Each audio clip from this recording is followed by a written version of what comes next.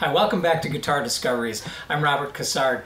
Happy to have you here today because we're going to explore something that I think every guitarist ought to have in their arsenal of guitars, particularly if you're a recording musician. I think it's really important to be able to add multiple textures. You know, and a lot of people, guitarists start buying guitars right and left, and they're getting Les Pauls and they're getting Strats and they're doing all those things because they all obviously have different tones. Totally get it, and I've been kind of a collector myself, so I relate.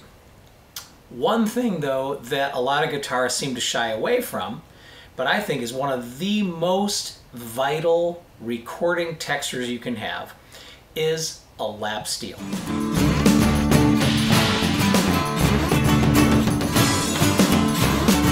Now I've been recording for a lot of my life, and I'd had session players come in to play lap steel before. Finally, about 7-8 years ago, I thought to myself, why don't I get a lap steel and mess around with it and have some fun and kind of see how it goes? So I went online and I found this little baby. This was made by a company called Rogue. You know, it's a cheap Chinese axe, right?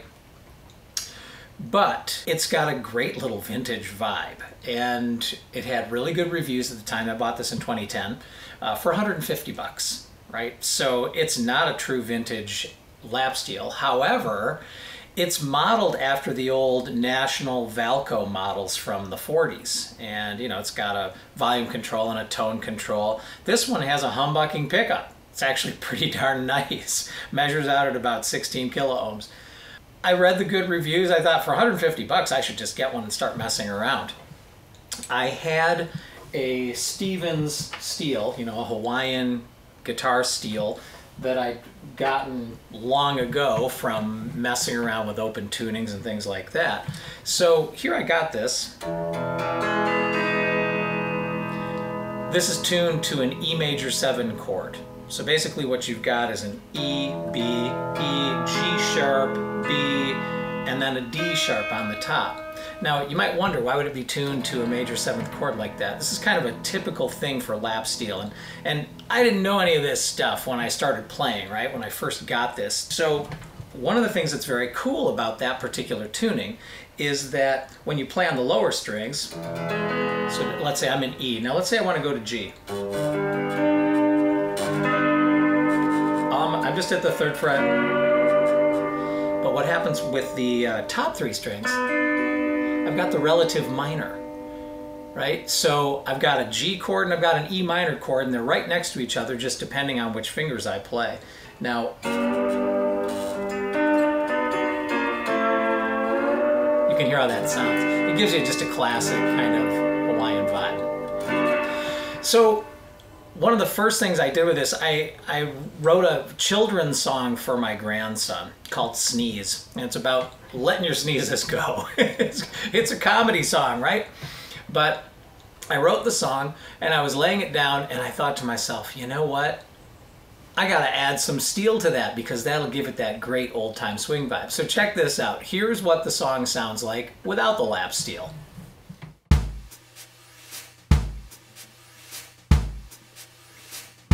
Let's go.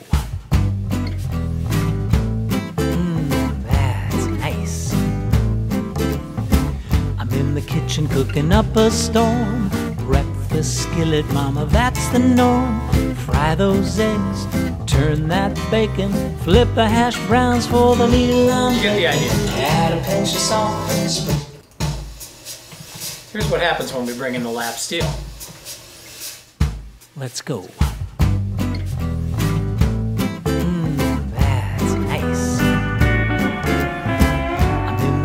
Cooking up a storm. Breakfast skillet, mama, that's the norm. Fry those eggs, turn that bacon, flip a hash browns for the meal I'm making. Add a pinch of salt, sprinkle lots of pepper, then stop, 'cause I need to sneeze. It's like the whole track got thrown back in time just from that one instrument. And you know, all the rest of the swing stuff, the sort of Django Reinhardt kind of feel, is all there, and it feels great, but there's something about what happens when you add this little slide, right? You do the...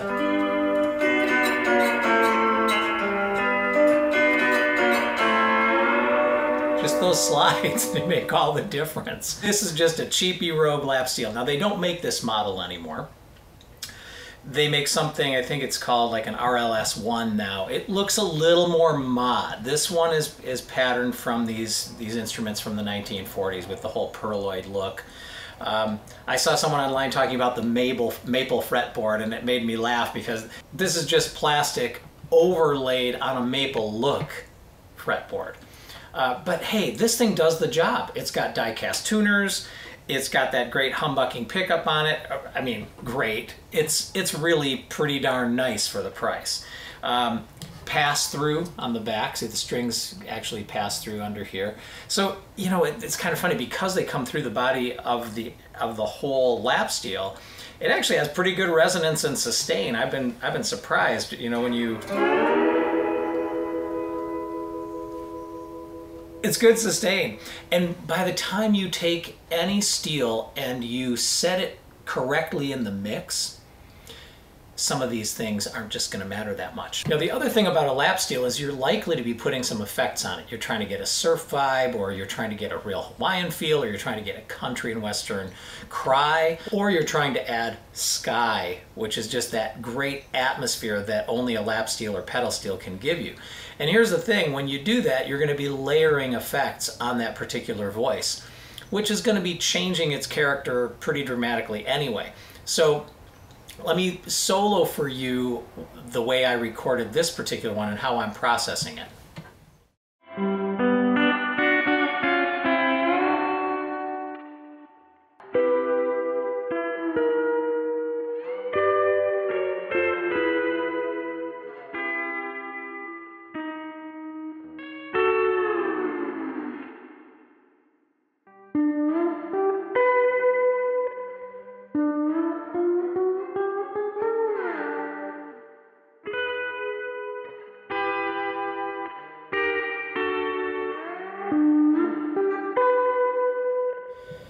So how am I processing that? Let's take a quick look.